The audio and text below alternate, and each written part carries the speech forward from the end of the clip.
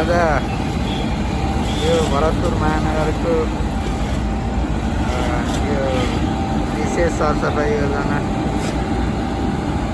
हरेक दिन यसरी नै नारायणगढ गोन्द्रेङ पुल्चोक गोन्द्रेङको गुरुमरद्वारा सरसफाइ गर्ने गरिन्छ।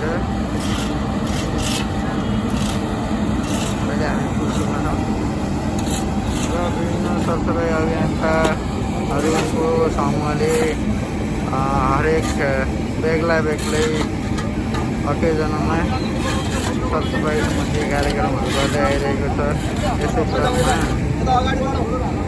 ग्रुप नेपाल भन्ने एउटा यसले चाहिँ सरसफाइ गरिरहेको छ यो पुस्तकमा। आज सोमबारको दिन